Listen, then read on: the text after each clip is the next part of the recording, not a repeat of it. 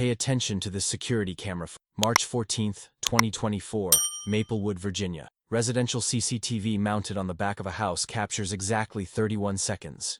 You see an elderly white woman with silver hair sitting in a wheelchair on a stone patio. A man, 35 years old, wearing navy scrubs, walks from the back door toward her. He bends down, he places his hand on the armrest, and he kisses her on the forehead tenderly. Real, for 4 seconds. Then he straightens up, moves behind the wheelchair, and pushes her back toward the house.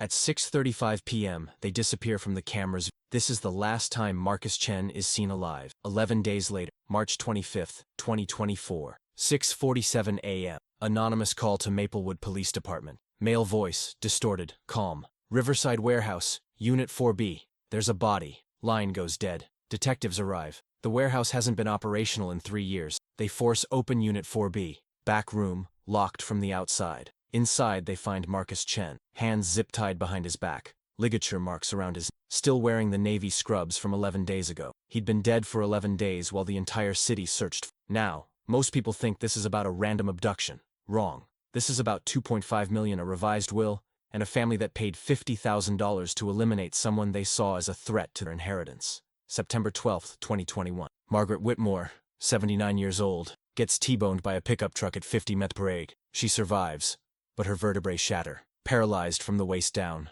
permanently. Margaret has 3 family members: daughter Rebecca, 54, son David, 51, granddaughter Sarah, 29. First month after the accident, they visit. Second month, visits slow. Third month, almost nothing. Rebecca visits twice in the first year. David once.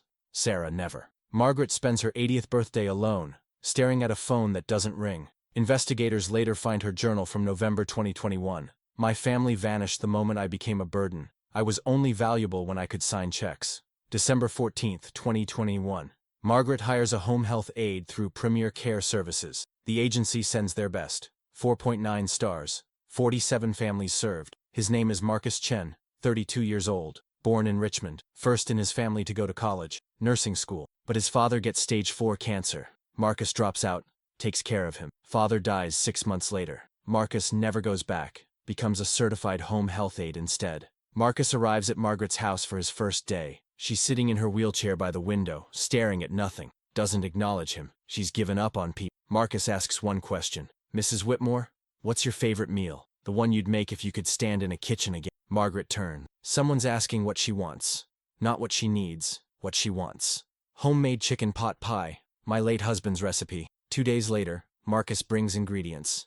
Makes it with, sets everything at counter height so she can help from the wheelchair. When they eat, Margaret cries. First time she's felt alive since the accident. Over the next year, Marcus does more than required. He learns Margaret loves classical music, brings his collection. They listen to Vivaldi during therapy. He discovers she loved poetry, finds her favorite book, reads to her every afternoon, takes her to parks, restaurants, places where people see her as a person, not a wheelchair. Margaret starts smiling, laughing, hoping. One evening, June 2022, Margaret asks, "Why waste your time with a broken old woman?" Marcus looks at her. "You're not broken. You're just waiting for someone to remind you that you're still here." That's when Margaret realizes she's falling in. She doesn't say anything. She's 80. He's 33. Impossible. Wrong. But she can't stop the feeling. By 2023, they've developed a routine. Marcus arrives 8:30 a.m. Breakfast together. Therapy. Conversation about everything. Margaret starts noticing how Marcus looks at her when he thinks she's not watching. How he smiles when she enters a room. And she realizes he's falling in love too. September 8, 2023. Margaret tells him, "I'm in love with you. Not because you take care of me. Because of who you are. I know I'm 82. I know this is insane. But I had to tell you." Marcus leaves without responding. Margaret is devastated. But next morning, he walks straight to her wheelchair. Kneels down. "I don't care that you're 82. I don't care what anyone thinks. I love you too." They become a couple that day. Keep it secret. They know her family will never understand. January 18, 2024. Rebecca Whitmore visits her mother. First time in 8 months. Phone records show she'd called her accountant the week before, asking about accessing inheritance early. She needed money. Rebecca walks in unannounced. What she sees stops her. Her mother and Marcus sitting together, holding hands, laughing. Not patient and caregiver. A couple. Rebecca explodes. "He's taking advantage of you." Margaret's anger breaks. "Where were you when I was alone? Marcus was the only one who cared." Rebecca slams the door. That evening, Rebecca calls David and Sarah. Emergency meeting. Next day, all three show up. Mom, we're concerned about Marcus. Margaret, there's nothing to be concerned about. Rebecca, we think you should fire him. Margaret loses it. You abandoned me for 3 years, and now you try to take away the one person who gave a damn? Get out. They leave. But they're not done. They hire a private investigator. Background check on Marcus. The investigator finds nothing. Clean. They consult lawyers about challenging Margaret's mental competency. The lawyer reviews records. Verdict: completely lucid. Every legal avenue fails. But then something changes. March 5th, 2024. Margaret calls her attorney, Richard Thornton. Private meet. Margaret's changing her. Daughter Rebecca, $200,000 was $1.5 million. Son David, $200,000 was $1.5 million. Granddaughter Sarah, $100,000 was $200,000. Marcus Chen, $2.5 million plus the house and all remaining assets. Margaret includes one clause. If any family member is convicted of any crime against Marcus Chen, their inheritance is void. Donated to charity. Margaret signs March 5th. Legally airtight. Done. But Margaret doesn't know her attorney's assistant, Karen Ross, is David's college best friend. March 8th. Karen calls David. Your mother changed her will. Almost everything goes to the caregiver. $2.5 million plus the house. David immediately calls Rebecca. That evening, Rebecca, David, and Sarah meet at Rebecca's house. Panic, fury, desperation. Rebecca speaks. We need to challenge it. David shakes his head. That'll take years. We'll lose. Sarah. So what do we do? Silence. Rebecca's voice drops. If something happens to Marcus before Mom dies, the bequest is invalid. Money reverts to us. Long silence. David. Rebecca, what are you suggesting? I'm suggesting we make sure he's not around to collect. Police later recover deleted texts. March 9th. Rebecca to David and Sarah. We can't let him steal what's ours. David. What are you proposing? Rebecca. Sarah has connections through her ex-military boyfriend, people who handle problems. Sarah. I know someone, but this is serious. Are we really doing this? Rebecca. Do we have a choice? March 10th. Sarah calls Vincent Cross. Ex-Marine, dishonorable discharge, multiple assault charges. Vincent brings in Ramon Silva. Both have done this before. Price, $50,000. $25,000 up front, $25,000 after. Bank records show Rebecca withdraws $25,000 cash March 11th. Another $25,000 March 13th. Vincent and Ramon start watching Margaret's house March 12th, learning Marcus's schedule. When he arrives, when he leaves, what car he drives. 3 days of surveillance. This wasn't impulsive. This was surgical. March 14th, 2024, Thursday. Marcus's last workday before a week off. Margaret has a surprise plan, wants to give him a family heirloom. A ring that belonged to her late husband. Marcus doesn't know. He also doesn't know Vincent and Ramon have been watching for 3 days. Around 11 a.m., Rebecca texts Sarah. Today. Go. Sarah responds.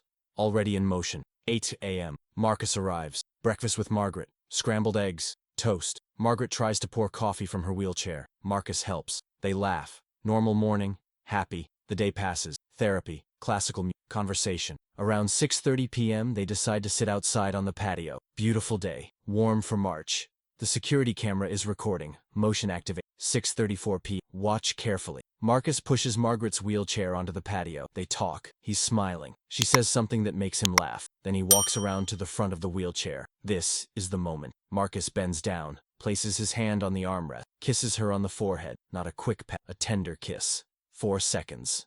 Margaret's hand comes up, touches his cheek. No one knows the camera is recording. This is just two people in love. He straightens up, moves behind the wheelchair, grips the handles, pushes her back toward the house. At 6:35 p.m., they disappear from view. This 31-second clip will be played in court 6 months later. The prosecution will use it to prove Marcus and Margaret weren't caregiver and patient. They were a couple in love. Real. When the jury sees this footage, they'll understand why Margaret changed her will. Not manipulation. Love. Inside the house, Marcus helps Margaret settle. He tells her he's heading home. Errands. She asks him to stay for dinner. He can't tonight, but he'll see her tomorrow. Margaret smiles. Tomorrow. Marcus gathers his things, kisses Margaret goodbye, walks out at 6:47 p.m., gets into his blue Toyota, drives away. Vincent and Ramon are parked 3 blocks away, waiting. The moment Marcus's car turns the corner, Vincent follows.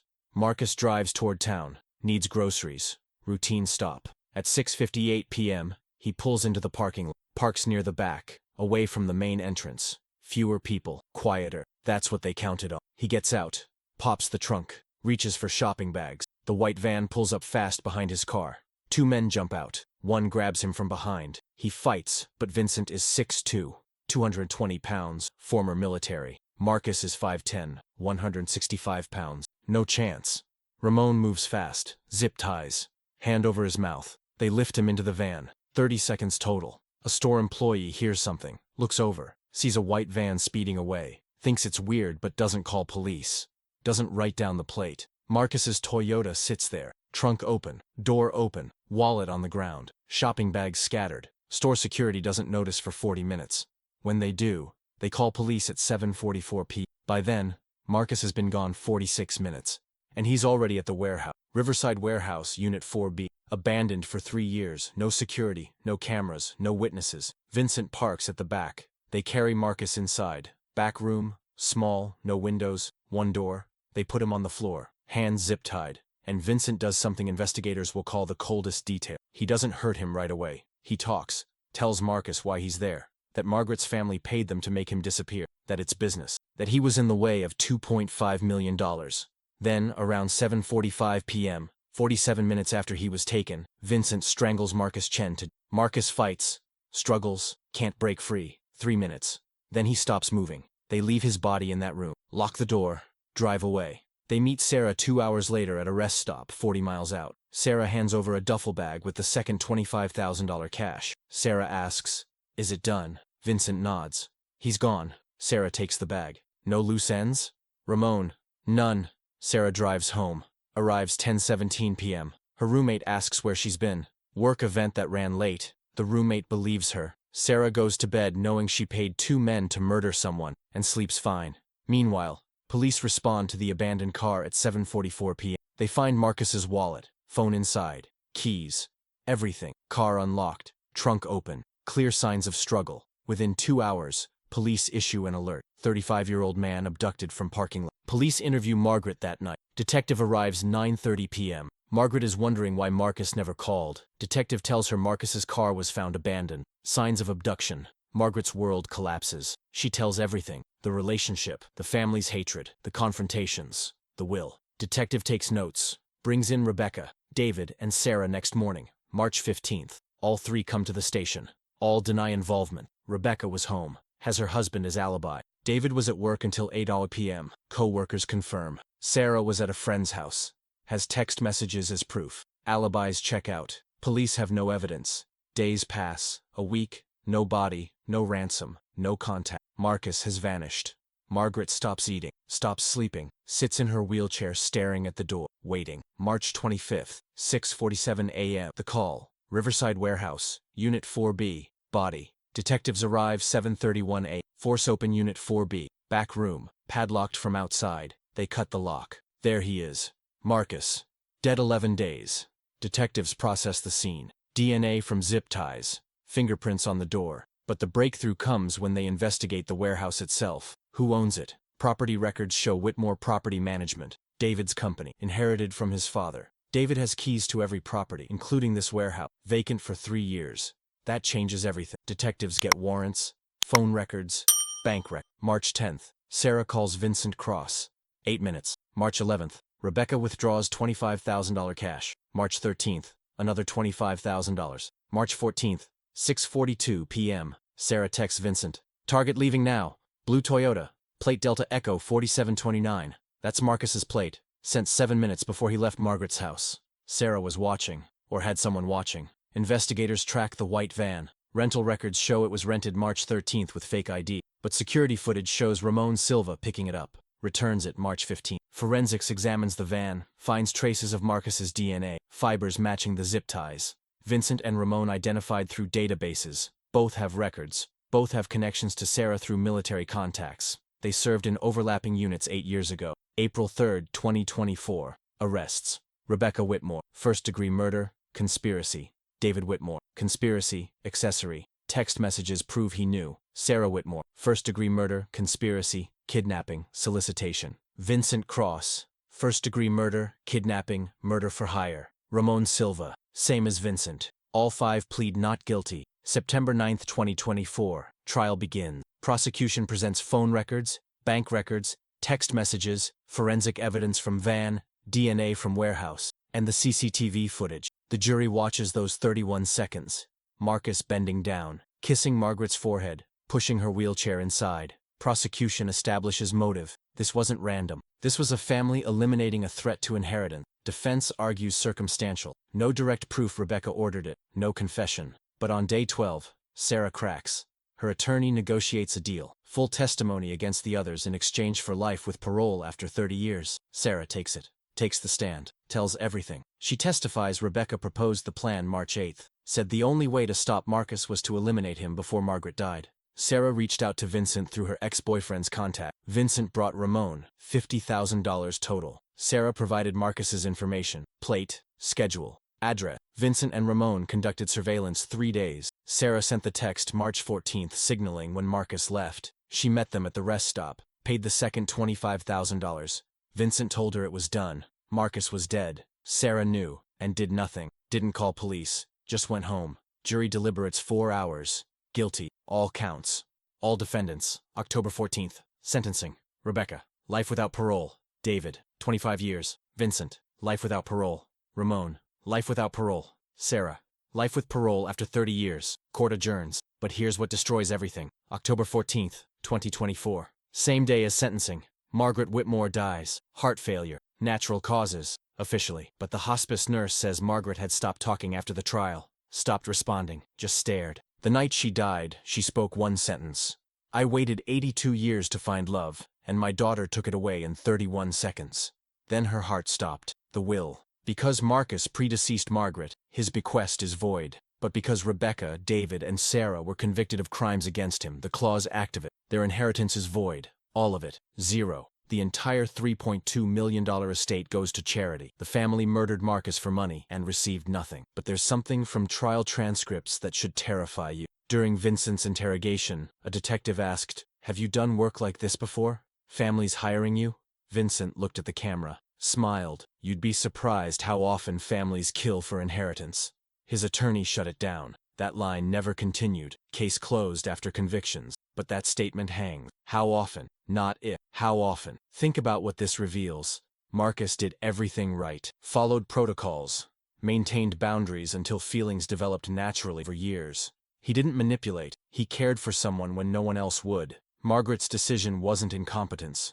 Multiple doctors evaluated. Completely lucid. It was gratitude. Recognition that he gave her 3 years of dignity when her family gave her nothing but abandonment. But to Rebecca, David, and Sarah, that money was theirs by blood. Didn't matter they hadn't visited. The money was supposed to be theirs. When they discovered it wasn't, they eliminated the obstacle. March 14th, 6:34 p.m. Marcus kisses Margaret on the patio. He has no idea that 3 blocks away, 2 killers wait in a van. He has no idea Sarah already sent his license plate. He has 24 minutes of freedom left. He's just kissing someone he loves. 31 seconds later, he's inside. 13 minutes later, leaves. 11 minutes after that, he's grabbed. 47 minutes after that, he's dead. 11 days later, he's found. 6 months later, killers convicted. 7 months later, Margaret dies. All because a family decided inheritance was worth more than human life. If you work in healthcare, especially home care, understand that. Marcus had perfect review. 8 years of experience. Did everything right. Still became a target because he showed compassion. The warning signs weren't his behavior. They were the family's reaction. When family members suddenly show up and accuse you of manipulation with zero evidence, document it. Dates, times, what was said. When they threaten your employment, report it to your agency. Create a paper trail. When they make you feel unsafe, trust that. Marcus had 3 hostile confrontations with the Whitmore. He should have reported it. He didn't, because he thought it would blow over. It escalated to murder. The Whitmore case closed October 2024. Rebecca, David, Sarah, Vincent, and Ramon are in prison. Margaret is dead. Marcus is dead. But the questions remain. How many other families have conspired to eliminate caregivers they saw as threats? How many other Vincents and Ramons wait for the next call? The next $50,000? How many healthcare workers right now are being watched by families who see them as obstacle? We don't know. Most won't be as sloppy as the Whitmore. Most will get away with it. Marcus's last moment of freedom was 6:34 p.m. March 14th, kissing Margaret on a patio, while a camera recorded, and killers waited 3 blocks away. 13 minutes left before he walked out that door. If he'd known, would he have done anything different? Run? Called police? Or stayed on that patio with Margaret, knowing those 31 seconds were all they had? We'll never know. But we know this. He deserved better. Margaret deserved. If you work in healthcare, vary your routines. Don't park in the same spot. Don't leave at the same time. Don't assume family members are safe because they're family. Document every hostile interaction, every accusation, every threat. Trust your instincts. If you feel watched, threatened, or unsafe, report it immediately. Create that paper trail. Marcus had those feelings. He ignored them. It cost him everything. Pay attention to who benefits from your absence. Pay attention to families who suddenly reappear when inheritance is involved. Pay attention to the money trail, because the Whitmores proved that some families will kill for $2.5 million, and 31 seconds of security footage was all it took to expose them. Marcus Chen was 35 years old. He cared for an 82-year-old woman when her family wouldn't. He fell in love. She fell in love. They had 3 years of happiness. And her family murdered him. Remember his name? Marcus Chen. Healthcare worker. Caregiver. Victim of inheritance greed. He trusted the wrong family, and it cost him his life.